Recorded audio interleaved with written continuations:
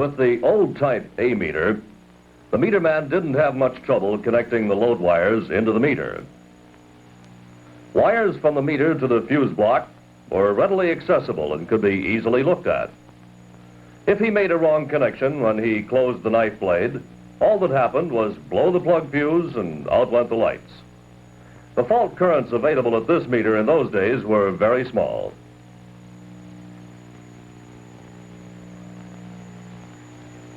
There wasn't a serious problem if he made a mistake in the wiring.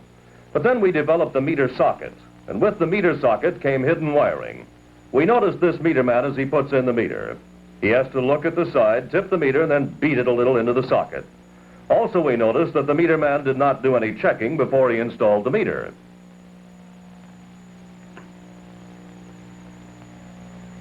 Fault currents have risen right along with the capacity of the meter.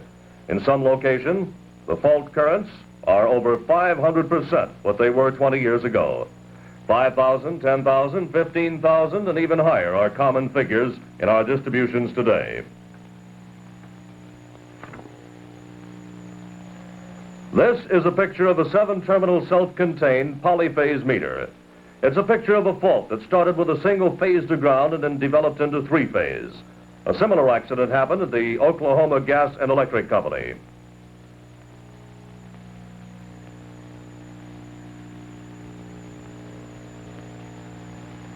Arrangements were made with the Square D Manufacturing Company in Cedar Rapids, Iowa, to use their test facilities at their short-circuit test lab.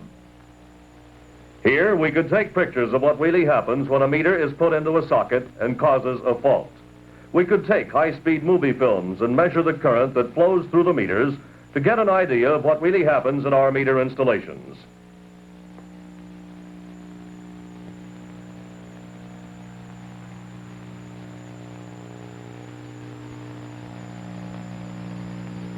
Russ Shope is in charge of the test lab for Square D. Here he meets Mr. Veely, Mr. Young, and Mr. Woodson of Iowa Electric Light and Power Company.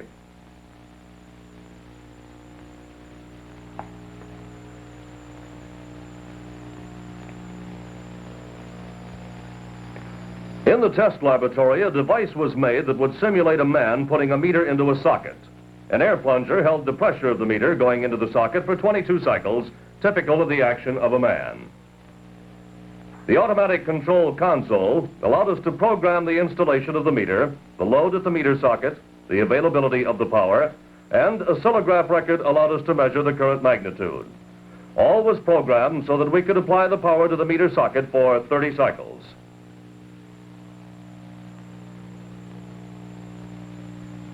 Earlier in the film, we saw this 3-phase fault that happened in Oklahoma Gas and Electric. And here we see a slow-motion picture film taken at 3,600 frames per second to show what happens in the 8 cycles it took for this meter to burn in the clear.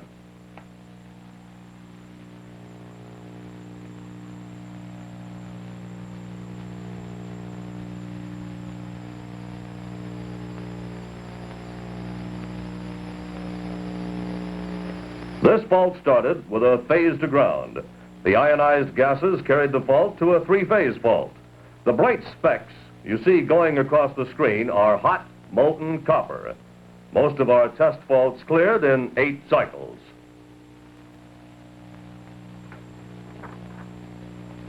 We get a close-up view of the mannequin that we put alongside the meter socket to represent a man installing the meter. We see that his shirt is burned. There are some dark specks on his hand and face. The terminals in the meter are burned completely.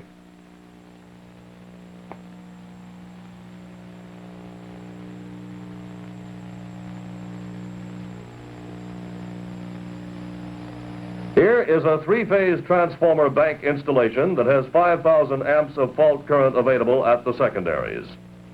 There are houses served from this same transformer bank.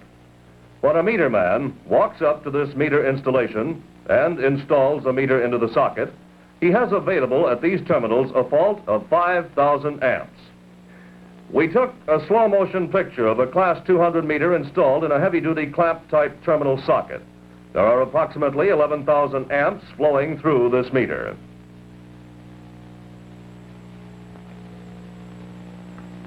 We took this to prove that a meter could stand up to 11,000 amps flow-through current without any readily apparent damage.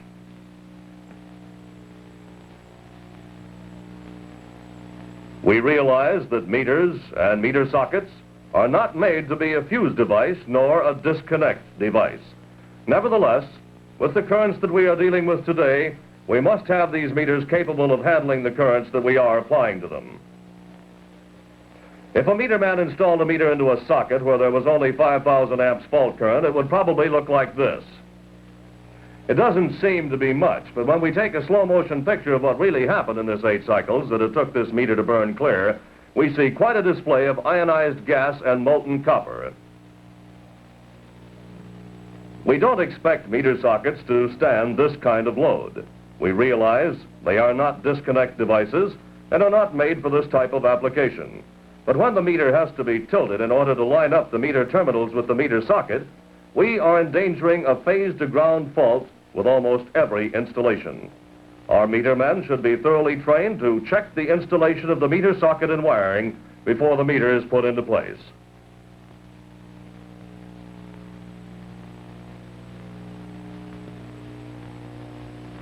Here is a typical installation in Cedar Rapids, Iowa. There are 15,000 amps available at this 5-terminal, 3-phase, self-contained meter. The fuse device is questionable should it be able to interrupt 15,000 amps. If a meter man tilted this meter and caused a phase-to-phase fault, he would have 15,000 amps blow up in his face. Here's another typical installation in a business district. There are 15,000 amps available at these secondaries.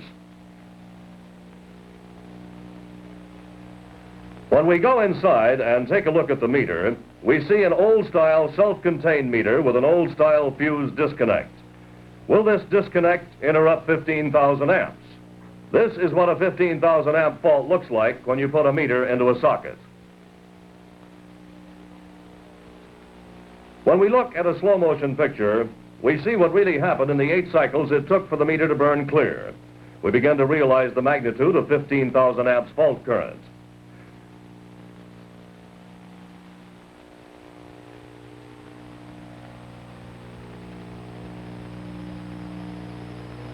The molten copper that you see going down across the screen will burn a man severely. We suggest that no meter socket is used, single or 3-phase, without a clear plastic shield to guide the terminals of the meter into the socket directly, without allowing the meter to be tilted or causing a phase-to-ground, or, in the case of many 7-terminal meters, a phase-to-phase fault. Some circuits that we meter with a self-contained meter have available to them many more amps than this 15,000 that we have seen here today. Some of them are fed from much larger distribution transformers. Here's a typical installation of a transformer in a vault. Directly from the secondary terminals of the transformer, we take cables along the wall of the vault, through the vault wall into a cable raceway, and directly into a self-contained meter. It is true this meter can probably meter the 200 amp load, but also at the terminals of these meters is a fault current available of much greater than 100,000 amps. The fuse disconnect on the secondary side cannot interrupt a 100,000 amp fault. If a meter man installed a meter into this fault, it would look like this. Notice the meter become a projectile and knock over the lamp. When we look at this in slow motion, we see what really happens during the 8 cycles it takes this meter to burn in the clear.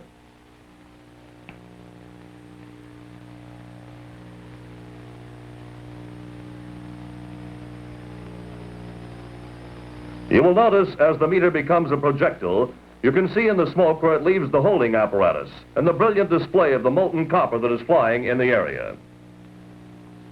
We don't expect meters to be able to stand 100,000 amps, but we do suggest that the fault current be one of the considerations when we meter a customer's load. And any meter installation that has available at its terminals 10,000 amps or greater should be transformer rated.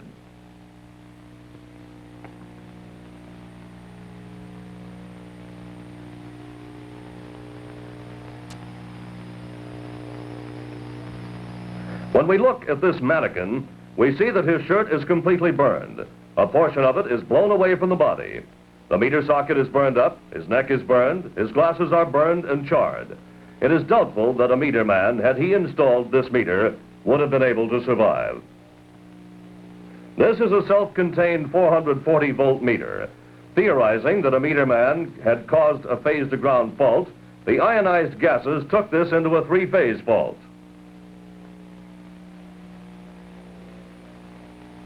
All the rest of our tests cleared in 8 cycles, but this test did not clear until we shut the power off. It held for a full 30 cycles, indicating that it would not break the arc until the primary source was disconnected. You can see the pulsations as the current goes through the sine wave 0. We would suggest that no self-contained meter be used on 440 volts and above, that they be all transformer rated. You can see that this fault is still in effect.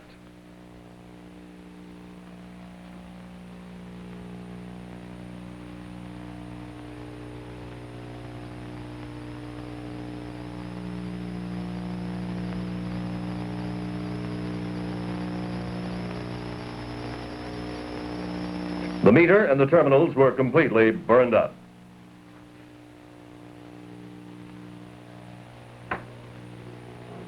Sometimes we use the old converted watt-hour time switches to meter loads. Here we have 5,000 amps flow through and 2 different tests showing that these meters will not stand this type of fault current.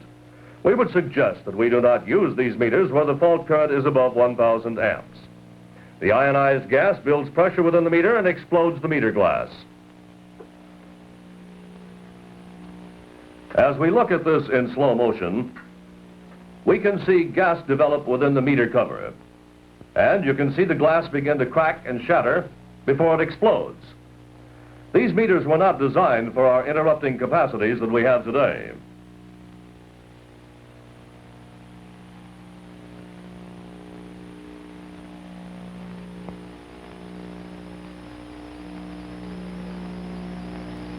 Anytime we use a heavy-duty socket, we should not compromise for a cheaper brand. We should use the type that have protective shields and clamp-type terminals. Here's a 15,000 amp flow-through test on a Class 200 heavy-duty meter. You can see that this meter will not stand 15,000 amps flow-through. We are not suggesting that any meter should be able to stand this much current. We do say at this time that when your fault currents available are greater than 10,000 amps, it should be transformer rated. Notice this slow motion picture of this same 15,000 amp flow-through. Look at the vibration of the meter register. Then you can see the ionized gas begin to build up inside the meter cover just before it explodes.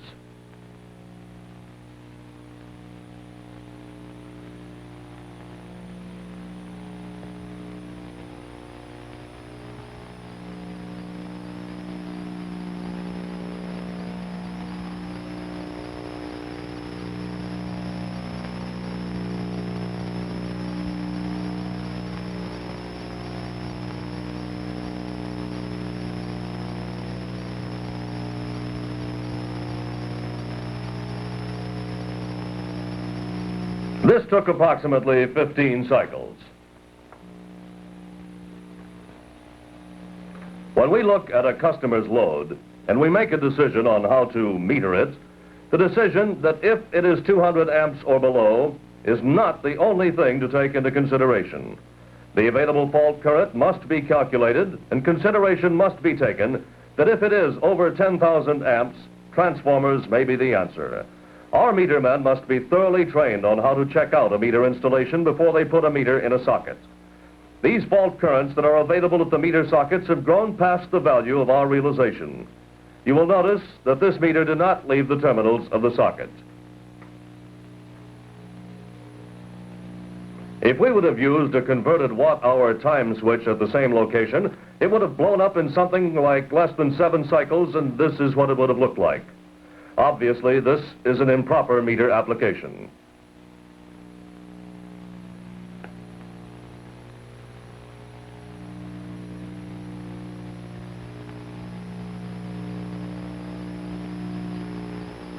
When a meter man goes to install a meter, he should disconnect all of the distribution load from the junction boxes.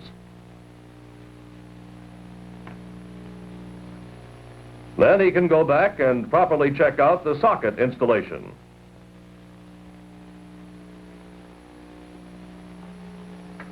He can check his source to make sure that he has the proper voltage.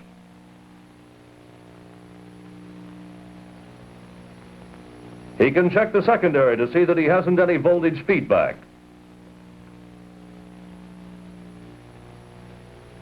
He can check the secondary terminals so that there isn't any short. He can check the secondary leads to ground to make sure that they are not grounded. And after he is satisfied that it is properly wired, he can then install the meter.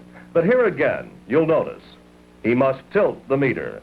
Look to the side before he can put the meter socket into place.